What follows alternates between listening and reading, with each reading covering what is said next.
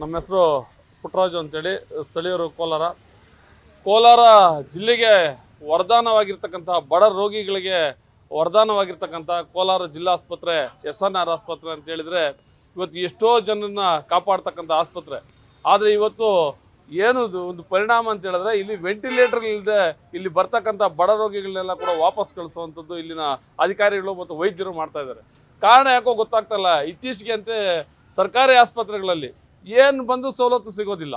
ಅದರಲ್ಲೂ ಕೂಡ ಇವತ್ತು ಸರ್ಕಾರದಿಂದ ಬೆಳೆದಿರ್ತಕ್ಕಂಥ ಟೆಕ್ನಾಲಜಿಯಲ್ಲಿ ಅನೇಕ ಸಾಮಗ್ರಿಗಳನ್ನು ತಂದು ಇವರು ರೋಗಿಗಳಿಗೆ ನೀಡಬೇಕಾಗಿರ್ತಕ್ಕಂಥ ಏನು ವೆಂಟಿಲೇಟರ್ಸ್, ಆಕ್ಸಿಜನ್ಸು ಇವೆಲ್ಲ ಸರ್ಕಾರದಿಂದ ತಗೊಳ್ಬೇಕಾಗಿತ್ತು. ಆದರೆ ಅದು ಮಾಡಲಿಲ್ಲ. ಕರೋನಾ ಸಂದರ್ಭದಲ್ಲಿ ಇಲ್ಲಿ ಟಾಟಾ ಕಂಪ್ನಿಯವರು 70-80 ವೆಂಟಿಲೇಟರ್ಸನ್ನು ಕೊಟ್ಟಿದ್ರು. ಇವತ್ತು ನೋಡಿದ್ರೆ ಅಲ್ಲಿ ನಮ್ಮ ಇದರಲ್ಲಿ ICUದಲ್ಲಿ ಖಾಲಿ 2 ವೆಂಟಿಲೇಟರ್ ಇದೆ, 3 ವೆಂಟಿಲೇಟರ್ ಇದೆ ಅಂತೇಳಿ ಇವತ್ತು ಅಲ್ಲಿ ಇರ್ತಕ್ಕಂಥ ಎಲ್ಲ ರೋಗಿಗಳನ್ನ ವಾಪಸ್. ನೂತನವಾಗಿ ಪ್ರಾರಂಭವಾಗಿರುವ ಶ್ರೀವೇಣು TVS ಶೋರೂಮ್ನಲ್ಲಿ TVS ಕಂಪನಿಯ ಎಲ್ಲಾ ರೀತಿಯ ಪೆಟ್ರೋಲ್ ಮತ್ತು ವಿದ್ಯುತ್ ಚಾಲಿತ ಬೈಕ್ಗಳಿಗಾಗಿ ಎಂದೇ ಭೇಟಿ ನೀಡಿ. ವಿಳಾಸ ಬೈಪಾಸ್ ರಸ್ತೆ, ಮಾರುತಿ ನೆಕ್ಸಾ ಕಾರ್ ಶೋರೂಮ್ ಪಕ್ಕ, ಕೋಲಾರ. ಹೆಚ್ಚಿನ ಮಾಹಿತಿಗಾಗಿ ಸಂಪರ್ಕಿಸಿ 9986833899 ಅಥವಾ 9986933299. ಕಳಿಸ್ತಾ ಇದ್ದಾರೆ. ಆ ವೆಂಟಿಲೇಟರ್ಸ್ ಎಲ್ಲಿ ಮಾಯ ಆಯ್ತೋ ಗೊತ್ತಿಲ್ಲ, ಯಾವ ಅಧಿಕಾರಿಗಳಿಗೆ ಬಾಯಿಗೆ ಹೋಯ್ತೋ ಗೊತ್ತಿಲ್ಲ.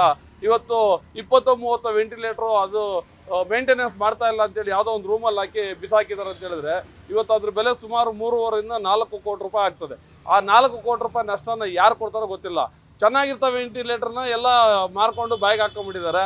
ಆದರೆ ಇಲ್ಲಿ ಬಡ ರೋಗಿಗಳ ನೋವಂತೂ ನಿಜವಾಗ್ಲೂ ಕೂಡ ನೋಡಲಿಕ್ಕೆ ಆಗ್ತಾ ಇಲ್ಲ. ಆ ಮೂಲಭೂತ ಸೌಕರ್ಯಗಳಂತೂ ಕಲ್ಪಿಸ್ತಾನೆ ಇಲ್ಲ.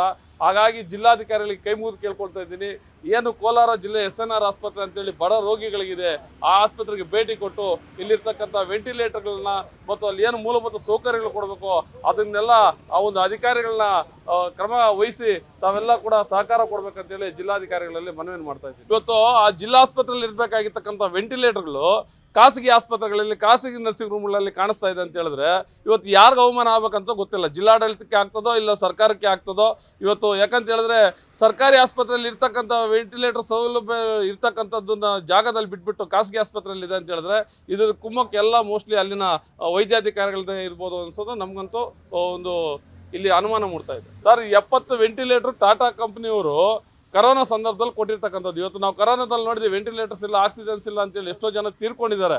ಆದರೆ ಇವರು ಸಹಾಯ ಆಗಲಿ ಅಂತ ಕೊಟ್ಟಿರ್ತಕ್ಕಂಥ ವೆಂಟಿಲೇಟರ್ಗಳನ್ನ ಇವತ್ತು ಸರಿಯಾಗಿ ಬಳಕೆ ಮಾಡ್ಕೊಳ್ದೆ ಇವತ್ತು ಎಲ್ಲೋ ಒಂದು ಮೂಲೆಯಲ್ಲಿ ಬಿಸಾಕಿದ್ದಾರೆ ಅಂತ ಹೇಳಿದ್ರೆ ಅಲ್ಲಿ ಅಧಿಕಾರಿಗಳ ನಿರ್ಲಕ್ಷ್ಯನ ಇಲ್ಲ ಅಂತ ಹೇಳಿದ್ರೆ ಚೆನ್ನಾಗಿರೋಂಥ ವೆಂಟಿಲೇಟರ್ಗಳು ಮಾರ್ಕೊಂಡಿರ್ತಕ್ಕಂಥ ಹಣ ಮಾಡಲಿಕ್ಕೋಸ್ಕರನ ಅದನ್ನು ಇವತ್ತು ಜಿಲ್ಲಾಧಿಕಾರಿಗಳೇ ಅಲ್ಲಿಗೆ ಭೇಟಿ ಕೊಟ್ಟು ಅವರೇ ಅದ್ರ ಬಗ್ಗೆ ಸೂಕ್ತವಾದ ಕ್ರಮನ ಕೈಗೊಳ್ಬೇಕಂತೇಳಿ ನಾವು ಒತ್ತಾಯನ ಮಾಡ್ತಾ ಇದ್ದೀವಿ.